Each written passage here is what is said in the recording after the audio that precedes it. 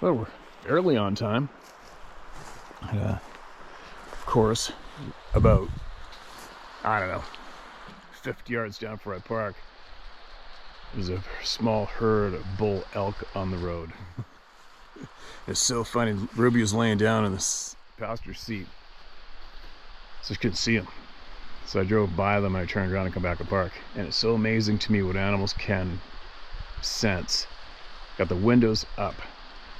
He came back and just pulled in here and parked, and she started going crazy, barking in the truck. Like, thank God I knew there was elk up the road, because if I didn't, I'd probably be a little nervous. But anyway, here we are. You catch a fish, Bubs? Hey? You gonna catch a fish today? You're not gonna chase any elk, right? Yeah. Alright, here we go. Nope.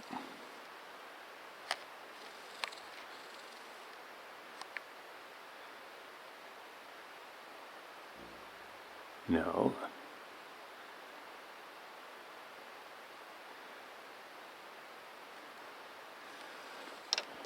You just take it easy. Those aren't for you to play with. Alright?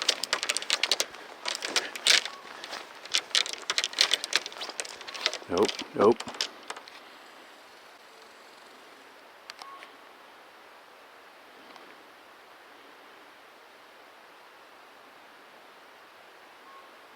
Good girl.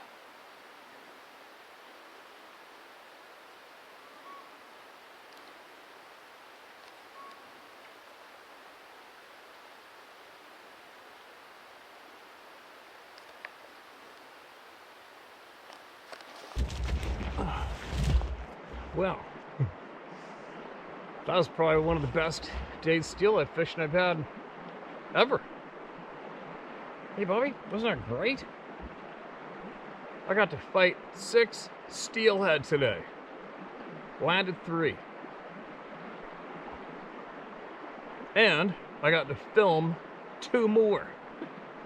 That's about as good as it gets. About as good as it gets.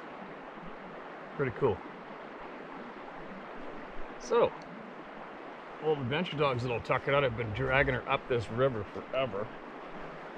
All morning. I don't even know what time it is. We got up at 4:30 or something. But it's 11:30 now. Perfect. So, instead of doing this at home, I think I'm going to do some of this right here. Why not, right? Hopefully the river's not too loud in the background. Now,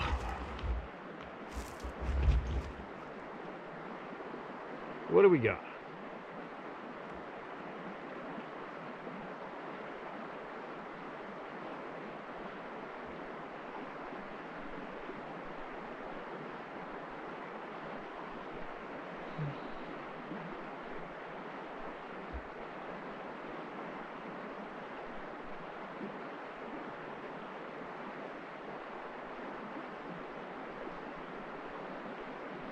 This is titled, A Lifetime of Experiences and Only Beginning to Put It Together. You are? That's exciting. Can't wait to read this then. Hello, Steve. I'm falling to sense your hunt stories and figured you knew of the Sasquatch people long before you approached the subject.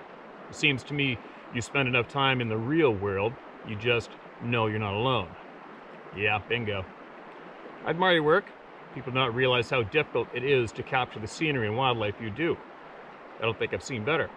Wow, thanks for the kind words, man. Oh, falling down here. She's got the best seat of the house. My name is Scott Cummings.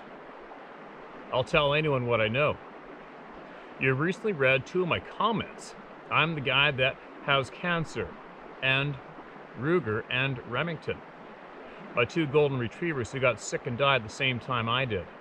I did write in about the encounter you asked for that I think caused our sickness. That took me over 2 hours to write. But it would take writing a book to understand why I have my suspicions of what these beings are and can do. Without going into too much detail on all the reasons why, I've been starting to think they can pass through the brush. I mean through it. 2 times now I've seen evidence of this in the last 3 years. And because of this, I almost thought they were ghosts at my granddad's ranch in Texas. The first recent experience, I smelled and felt it. I caught a glimpse of it just as it ran off. I can't begin to describe how loud it was as it crashed off through the brush. It ran a couple hundred yards from my land in around 20 seconds. I can't say that's exact, but I immediately knew it wasn't a bear or elk because they're not that fast and the woods are too dense. I couldn't wait to see the trail it left and ran after it. I walked in circles looking for any disturbances, but couldn't find even a freshly broken branch. I do not understand how it could make that much noise and leave no trace. I don't know where all the sound came. The sound from the trees crashing could have come from. The most recent time the being that I saw was so big, it could not possibly have passed through the brush it came out of. It was like it made just enough noise to get my attention. I don't want to take the time right now to describe what I saw, but it is not what people think of as Bigfoot. I guess there are other things out there. When I was a teen out at Granddad's, I would be followed through the woods. I would walk down the sandy road quietly in the shadows day and night to see what was out there. I never used a light when I'm out at night, so I would give myself away and hurt my night vision. There were 2 spots in that land where I'd hear footsteps in the woods following me. It seemed huge, but I could not walk through where the steps came from. The oak was too thick, and all I heard was steps, though. My aunt and granddad knew exactly where it happened also because they had it happen to them. We also had cows die giving birth twice. Right after we found them, something took their heads. What? The cows? We also had cows die. Some took their heads. Wow. My granddad said it was either a mountain lion or a booger. And I thought he was pulling my leg then, but now, nearly 40 years later, I realized a mountain lion could not have done that. And I wish I could ask him about what he meant by a booger. I'm getting off track though. My main reason for writing you this February 14th, 2024 is what I saw in a recent video today. I strongly suspect these things could silently pass through a wall if they want. I'm pretty sure I've lived near a portal like 200 yards. And that's what caused my dogs and I to get a very rare blood cancer. I'm 48 now, and I've spent the majority of my life in the woods, mountains, and a little desert. I don't know that I'm marked or anything, but more like I'm aware of them, and I can feel them from time to time. They don't bother me, but they do come around occasionally. A friend of mine has a neighbor a few miles from me that just got a very clear picture of an 8 to 9 foot tall female the other day. I'm going to see him the day after tomorrow, and I'll try to stand where it was for comparison. If he's willing to share the picture, I'll try to get him to send it to you or let me. Sometime, I keep thinking I'll try to share everything. But as long as this email is, I don't think I could get it short enough. If you ever are in Nino's neck of the woods, come up a couple hours to the north and we can sit around a campfire at my cabin and get it all figured out, LOL. I'm at 8,000 feet in the southern tip of the Rockies in New Mexico, close to the Mescalero Apache Reservation. Otherwise, keep up the good fight. We need more like you, Steve, and hopefully I'll get you that picture and a size comparison soon. Scott Cummings. Scott, absolutely appreciate you, man. And if you do, you do. If you don't, I'm good. But I'll guarantee you just teased the living shit out of tens of thousands of people watching the video. I should be down there as long as everything stays safe, right? There's a mosquito landing on the lens. But as everything stays fairly safe in the States, I'll come down. But if the shit's about to pop like it just might, I don't know. We'll see what happens. Who knows, maybe I'll get stuck down there and have to fight with my brothers and sisters down there, right?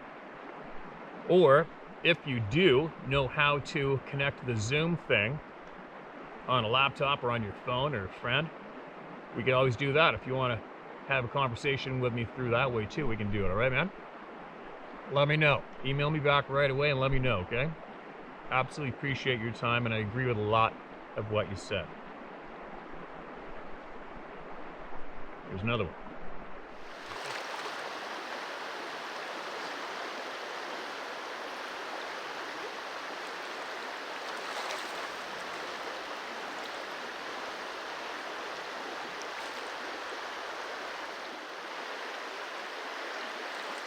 Yeah.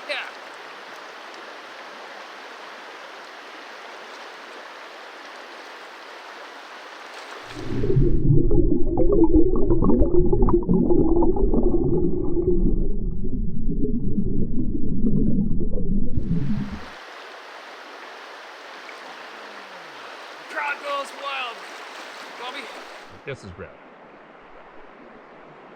I watched the carnage trail being made. Oh, wow. Hey, Steve and the Round Table family. I wrote in about a week ago about a lifetime of sightings and connection with the Sabe people. Born and raised at the base of Seven Devil Mountain Range in Idaho. I was building a bridge on the Applegate River near Grants Pass, Oregon. We worked long, hard hours working on the bridge project. So, therefore, played long, hard hours on the weekends. We explored the coast and the California border, busting rapids on the Rogue River and the Smith River, also busting steelhead and salmon, and cave spelunking.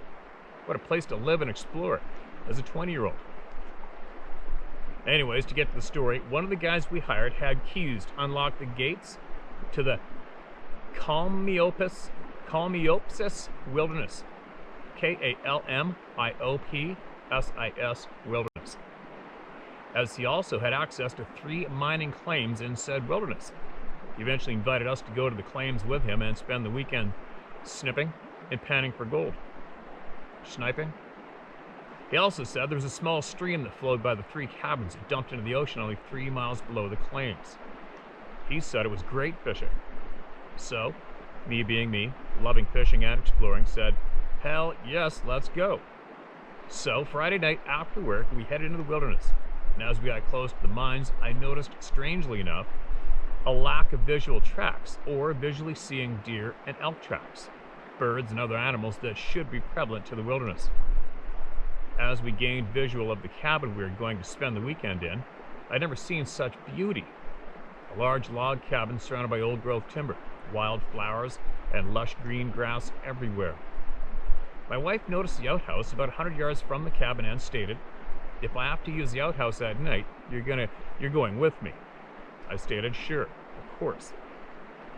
Getting out to unload the truck, I noticed a strange odor that I had never smelled before. It was kind of skunky, but not tinged with the smell of mold and the smell of death added in. I also noticed there were no big bug sounds, frog sounds, cricket sounds, no breeze, just that weird, skanky odor. So, needless to say, me being a woodsman my entire life, I was kind of on edge by the unusual strangeness of it all. I think I did notice a raven fly by silently a couple of times, heading to and from the gorge below the cabin that supported the stream. So, of course, my wife of 1 year woke about 2 in the morning and woke me stating she had to use the biffy. So we went out together. And thankfully experienced no problems. So I started to relax a little and we had a peaceful night of sleep. At daybreak the next morning, I slung my trusty .22 pistol on, grabbed my fly rod, and called my trusty Australian Kelpie, Grizz, who would eat a bear for lunch and get bulls out of bogs. I headed down the incline trail to the stream. I looked up and downstream and noticed a gravel bar on the upstream side with a big, long, beautiful pool. So upstream we headed. I stayed about 15 feet from the pool and started stripping line to drop a fly onto about the middle of the pool. I could also fish the tail race. And just as I was dropping the fly into the pool, I heard a tremendous commotion above me. I looked up to see a tall, dark, shadowed figure going from tree to tree, hitting and grabbing these large pine trees, ripping and throwing branches off of each tree. While then grabbing the tree and shaking it violently. Let me read that again smoother. I looked up to see a tall, dark, shadowed figure going from tree to tree, hitting and grabbing these large pine trees, ripping and throwing branches off each tree, while then grabbing the tree and shaking it violently. Some smaller trees in between the large trees were either ripped from the ground or simply broke off and thrown one way or the other. It was working its way down a small ridge that ended at the head of the pool I was fishing. as I stood there, mouth agape, totally forgetting I had a small caliber pistol on, fly in the water, it worked its 8 to 10 foot figure down to the point and stopped, dead silent, and not moving, maybe 50 yards in front of me. You have to realize I'm in the bottom of a deep, dark canyon surrounded by old growth, never before log timber, so it was shadowed and dark, as the sun had not broke over the top of the mountains, and all I could see was this big, black, blurry figure tearing the hell out of the forest as it approached me and stopped dead in its tracks next to a huge old-growth pine tree deep in the shadows. Well, Grizz, being my protector, shot past me, running silent, full steam ahead towards this creature, fully intent on attacking it and running it off. And I think as he passed me, I gave him the sick'em cue, which had him in full attack mode. Grizz got about 20 yards from this creature and stopped dead in his tracks, put his nose in the air, and scented. Upon getting the scent, he turned and ran past me towards the cabin at full speed. As Grizz ran past me, I started reeling in my fly line as fast as possible until the fly hit and locked the end of my pole. So when he ran past me towards the cabin, I took my cue that this creature wanted me out of the area, and I hauled ass after him. As I was climbing the hill to the cabin, I saw Grizz sitting next to my wife at the top of the slope. And she said, "What's going on? Grizz has never abandoned you. He showed up here shaking and hasn't stopped shaking until just now seeing you." So I explained what had occurred, and to my surprise she said, "Well, let's go back and check it out." Only then I realized I had my .22 pistol on that I normally carry for snakes or grouse, and realized I was way undergunned. So I went to the pickup, got my Model 11, 100 Remington 12 gauge, some double-aught buck shells, and her and I headed back in to investigate. Grizz wanted no part of going back in, no matter how much coaxing I did, so he sat on top of the bank and waited, while I, with my 12 gauge, feeling big and superior, with my wife in tow, headed back down into the gorge. I'll show this creature, I thought, scare me. Well, we got about halfway to where the creature had stopped, and I started running the event through my head. And I remember thinking, what in the hell am I doing? I'd have to let that creature get to within about 15 to 20 feet from me for the 12 gauge to be effective. With my new wife with me as well. Hold on a sec. And the dogs or the horses, look, you look. Right, Bubby? What's going on? All good? Is it a plane? You good? Alright. Sorry. You gotta look when the horses and dogs look, you look. I didn't have any idea what she would do under duress of being charged by a monster. Monsters are real. Kept going through my head, and I really hadn't had a good look at the face, or any specific part of this thing, to fully understand what I was up against. And as I've said, we were about halfway to where this creature had stopped, and I mean it was dead silent, which is spooky in itself. I started feeling this pressure build against me, kind of in my chest, until I came to a complete stop. I looked at my wife and said, "This is really a bad idea. Let's go load the pickup and get the hell out of here." She must have felt the pressure as well, as her eyes were as big as dinner plates. Excuse me, and with no argument, we left. Very strangely, I put this entire experience into the back of my mind. We never spoke of it for about 40 years of marriage, until we had years of different experiences, 4 visual sightings, one at about 35 feet while together, and one day, about 6 years ago, we had started following you and your channel, and she asked one day, "Do you remember our trip into the Copsis wilderness?" I said, "Yeah, I do." It actually took quite some time for the entire experience to reload. And what I remember clearly was that damn thing ripping and tearing trees to shreds as it bluff charged me. Since that time, we've had one more bluff charge while picking morel mushrooms at one of our favorite spots. It was a lot less dramatic, and I'm a lot less fearful as I age and add experiences year after year. I always carry a much bigger pistol now. Crazy. We've been roared at, which I wouldn't wish on anyone. Bluff charged, which I now know seems to be entirely bluff, but most of our experiences are very peaceful. Neither of us have experienced mind speak, which is a little strange to me as I've inherited a family trait of extreme sixth sense and being able to feel things most people don't. I'll leave it at that for now.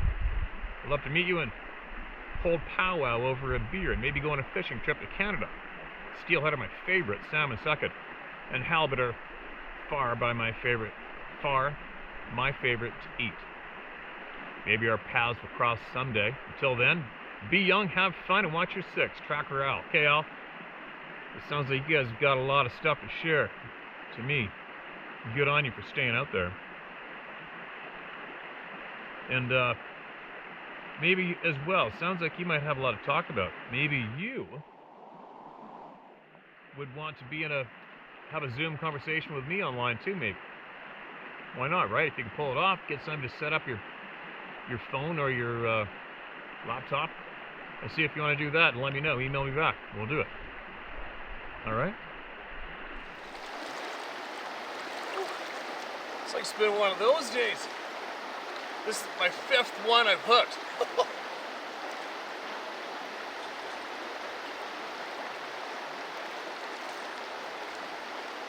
Yeah.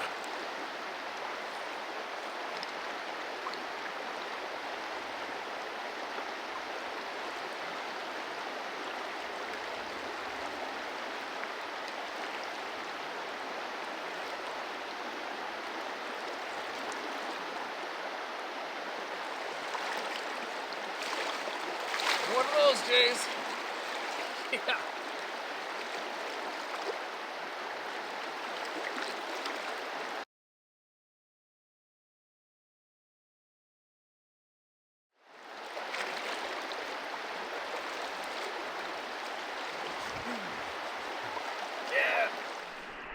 Okay, what do we got? This is not comfortable sitting here. I might finish this in a little bit up in the woods. Maybe. What do we got? How big is this one? Oh, it's a short one. This is titled Paranormal and Sabe. I'm curious to know if anyone who's had experiences with the Sabe people have ever experienced anything paranormal prior to encountering the Sabe. For several years prior to my strange encounter, I experienced paranormal instances. Also, for those who have had or continue to have mind speak with the Sabe, have they ever asked the Sabe who exactly they are? What is the origins? Are they extra-dimensional beings? Do they use portals? Those are some questions I would be asking if I were mind speaking with them. Thanks, Isdal, for providing and sharing with us information on your channel. Keep up the good work. Okay, man. Questions shared. Questions shared. Yeah, I don't know. I don't know why I'm still. I think if I get the chance, my priority question is going to be where'd all the native women go? Where are they going? Who's the culprit? And then we can work from there. For me, I don't know why. I'm really, really curious about that. Well, I shouldn't say I don't know why, because I give a shit. That's why. I want to know. I want to know what's up. Now. Oh, my leg's falling asleep. Kind of sucks sitting on cold rock. What do we got? Scooting on down here. Alright. This is titled Broken Limbs. Here comes a plane. Oh, shit. What are you making out? Tonked out? Alright. Broken limbs. Hey, Steve, first off, I want to say thanks for what you do. It's easy to tell you're the real deal. My name is David Kirkland, and you can use my name. Like you, I don't give a shit what people think. I know what I've seen.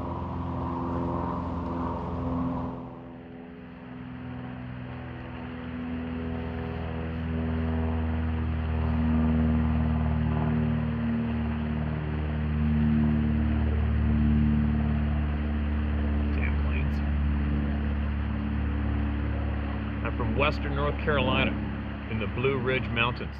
I'm a deer hunter, and that's where I had my encounter with the big guy on the afternoon of December 3rd, 2019. I was in my stand overlooking a creek bottom that joined a huge pine thicket. About 20 minutes before dark, I had 3 deer run out of the thicket, through the bottom, and up the ridge past me. When I say running, I mean they were running for their lives. I could tell they wasn't running from a rutting buck, but I got ready anyway. About 15 minutes later, I hadn't seen anything else, and it was pretty dark by then, and I spotted something in the edge of the pines, and it was big. I picked up my 300 Win Mag and looked through my Leopold 3 power scope, but I couldn't see anything. I lowered the gun and I'd see movement again. I was thinking, what the hell, man? I know I'm looking at the right spot. It was pretty dark by now, so I started packing everything up. And I was about 35 feet high in a poplar tree in a climbing stand, so it took about 5 minutes to get to the ground. Once I got to the ground, it was black in the woods. I started shaking my stand off the tree, and that's when I heard a scream. The loudest thing I've ever heard in my 32 years. And this thing started out high and ended up as a low growling sound. I would say it lasted maybe 4 to 6 seconds. I hit the ground, and I would say it was 80 to 100 yards from me. My rifle was leaning on a tree maybe 5 yards from me, so I grabbed it and cut out my light. I could hear it walking on 2 legs in the creek bottom. It was super thick down there, and man could not walk through it in the dark without a light. It sounded like it was coming up the ridge toward me, and I had to do something. I ripped around into a big oak tree close to me, and then when I did, it took off. It ran back through the creek bottom and into the pines like its ass was on fire. It was 200 yards from my stand to the pines, and it made it through that thick stuff in 8 to 10 seconds. It was breaking brush and limbs like toothpicks. I got my stand and got the hell out. 2 days later, I took a friend back in there with me to look at the limbs it broke while running, and Steve, it was unbelievable. White oak limbs, 3-inch thick, were broke off, 6 feet high off of the ground. Mountain laurel bushes were mowed down. It was a sight to see, man. So that's what I saw. I hope you can use it on your channel, brother. I love what you're doing, my friend. I hope all is well up your way. Good luck this fall, and I want to give my condolences on your horse and family members you have lost in the recent past. David Kirkland. David, appreciate the kind words, man. I'm sorry it took so long to get your email. It's just the way it is, though, right, man? I hope you're doing well down there, and you're still hunting. Now, I don't know if you've had anything else happen since, but if you have and you want to share it here, I'll share it. I'll share it. They run like hell, right? Isn't it weird? One day they got all the confidence of anything, AAA type, and the next, you're like a scared deer. Weird. I'm going to read one more. I'm going to try to wake up my leg. Hi, Steve. I'll try to keep this short, but you know how stories go. First, I'd like to say thank you for what you do. A little background info. I've been an adventure athlete since I was 16, and I'm now 54. I've spent countless hours and days and weeks climbing, backpacking, running cross country, skiing in Yosemite, the Sierras, Death Valley, Joshua Tree, and the mountains and forests of New Mexico. So I've become tuned into my surroundings, familiarizing myself with sounds and smells. Okay, my encounter occurred 2 years ago, 2017, in the Jemez. It's probably the wrong way to pronounce it, right? Jemez Mountains, New Mexico. My wife and I originally decided to go do some camping on the Jemez Falls campground. This is during the week in the early month of July. The temperature mild during the day and cool at night. When we arrived at the campground, there was a sign stating it was full, so we decided to head down the mountain a couple miles to a less frequented campground. But to our surprise, they said they were full as well. Not wanting to head back, I asked the camp host if there was another campground, and the host mentioned they had opened a primitive area further up the mountain about 8 miles away. Sounds familiar, but I'll carry through. So my wife and I decided to check it out, and upon arrival, we saw that there were some campers there scattered. So we pushed further in, and we found a spot in a little valley, and from where we decided to pitch our tent, we could see a trailer about 100 yards away with the family, and no one else around. So, after settling, and now around 6 p.m., we decided to go for a little walk to check out our surroundings. And not more than 30 yards from our tent, I saw a print in an area where it appeared to have been muddy days before and now dry. The print was twice as wide as mine, and there was only a half a print. It appeared as if it, a Sasquatch, was walking on its toes. I tried to look for other tracks, but I didn't find anything. Just one solitary print moving from one side of the trail to the other. Not wanting to scare my wife when she asked me what it was, I said it was a bear track. Anyway, so we headed back to the camp and made some dinner, and as soon as the sun went down, we made a fire and sat around the fire, talking, drinking some coffee. And where we were at, we could see our neighbors, and they too had a big-ass fire. And were listening to music loudly, I should add. This went on for about 30 minutes. And this is where things changed. We began to hear branches break about 20 yards from us, just off of our 10 o'clock, but it just wasn't one or two breaks. There were many, all at the same time. One after the other. It was one after the other. It was like crack, crack, crack, crack, crack, crack. And these were not little breaks. They were big, and I mean big. So I stood up, picked up my mag light, and I took about 15 steps toward the sound, and as soon as I shined the light in the general area, it all stopped. Thought maybe it was the neighbors, but I could see them by the fire, moving about in their tent, going in and out of the trailer. So I returned and sat down again, and no sooner had I sat down when the breaks began again, non-stop, for like another 2 minutes. So I got up again, and this time my wife came with me. I turned on the mag light, and again lit up the area, and we saw 3 sets of eye shine looking back at us. The shine was like a pearl white glow, and they were big, and appeared to be peeking behind the trees as they would sway to the right or the left, and would disappear and then appear again. My wife asked me what it was, and I said I didn't know.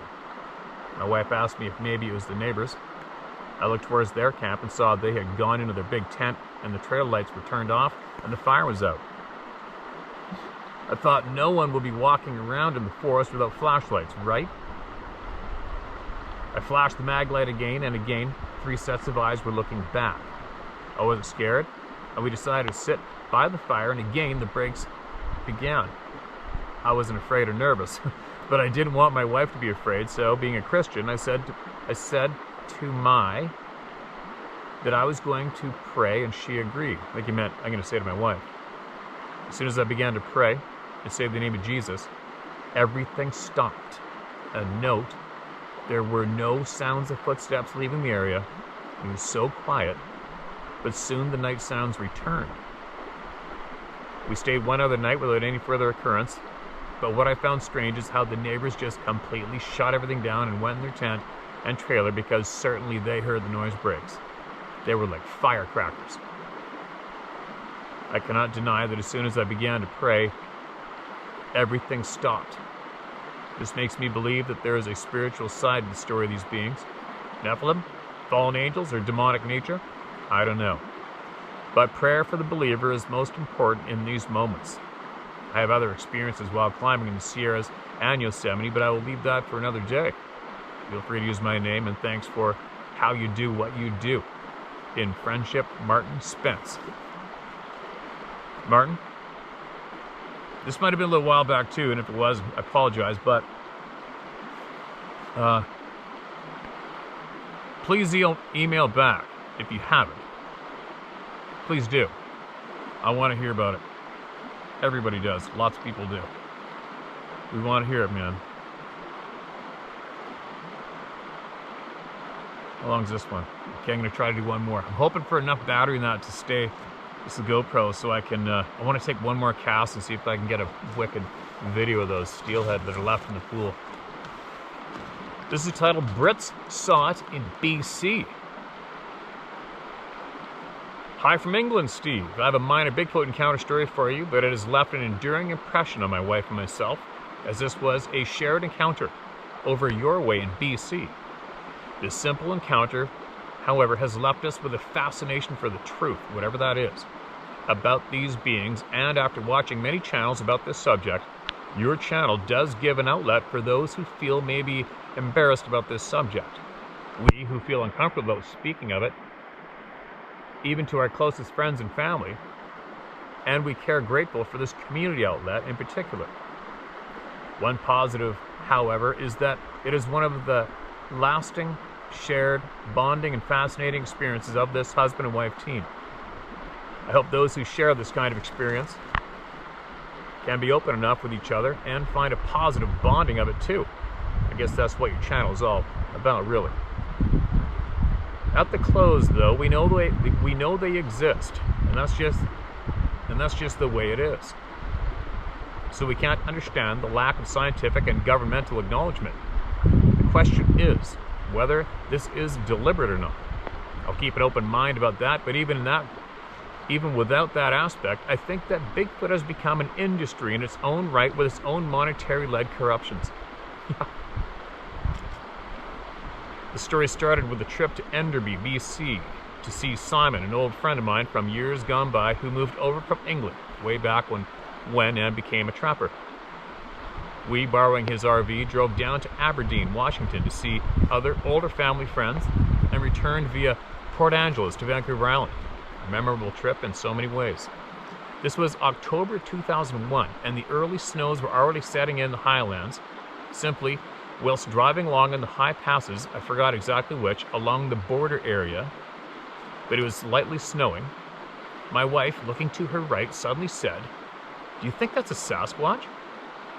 I looked over and beyond the hedge line next to the highway to some open snow-covered ground, and sure enough, there, clearly,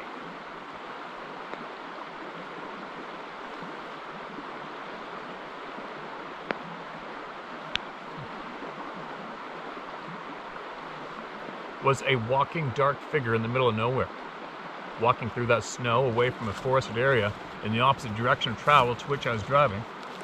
Just a few tens of yards away, it was difficult to say how big this fellow was. But, there you go, sorry. It was difficult to say how big this fellow was, but he, an assumption, was hairy. There was no gun, no backpack, and no discernible clothing, unless it was a full head-to-foot ghillie suit, and that was it. Yes, I said, I do believe it could be. Obviously, this sighting was for about a few seconds. There was neither fuss nor drama. We were safe enough, minding our own business. It felt very matter-of-fact. We were open-minded enough about these creatures anyway, as we were aware of the First Nations historical accounts and had seen enough TV as kids about it in mystery programs. I always felt these creatures had far more claim to existence than, say, the Loch Ness Monster, which, incidentally, I don't believe in. Later, we camped in Harrison Hot Springs, not by design but by chance of needing to stop and sleep somewhere. We took the opportunity to swim in the modern indoor spring baths and talk to some very interesting locals who talked to these creatures walking down the street, all very much sounding a common occurrence. Simon moved back to Scotland, and we occasionally still talk to him about it. He never saw one, however. His old Canadian trapper friend and mentor had, and he thought they were the result of released gorillas having carnal knowledge of womankind back in the 30s and 40s. I'm not so sure, because these stories go back much further into First Nation history and folklore. I can't imagine them being the remnants of a population from the age of the saber-toothed tiger, etc. Those were big animals then, but the environment and epoch has changed. However, as a close relative to humankind, these creatures could change to survive the new climate and become arboreal. Or maybe they always were arboreal and moved north as the ice sheets retreated, populating the newly formed cooler forests. That theory feels, to me at least, plausible. And that's it, Steve. Thanks for sharing this and giving people this outlet. Truly once seen, even in our safe, brief visualization, you can't unsee it. And you live with this compelling combination of fascination and sight and slight embarrassment. Personally, I see it as just a part of the colors of life. So we find no real problem in the great scheme of things. Once again, thanks. And P.S. Y fronts is British for clothes-fitting underpants, not boxer shorts. You might hear them called skitties too when joking. Trevor Longham, Yorkshire. Y fronts? This is what you call gaunch? Y fronts. Okay, man, I'll remember that. If anything out of the whole story, that's probably gonna stick in my head. Underwear is called Y fronts. That's funny. All right, there we go. I'm gonna shut that camera off, and I can't help myself. I have to go throw it down the river one more time. Just a little bit of sun's coming out. She's liking laying in the sun patch there. And it just might be my most absolute awesome steelhead video photo ever. And it's an opportunity because I know there's two of them right there right now. So I'm gonna do that, and then I'm gonna start hiking out of here. We hiked up the river quite a ways. Oh man, I'll be back shortly.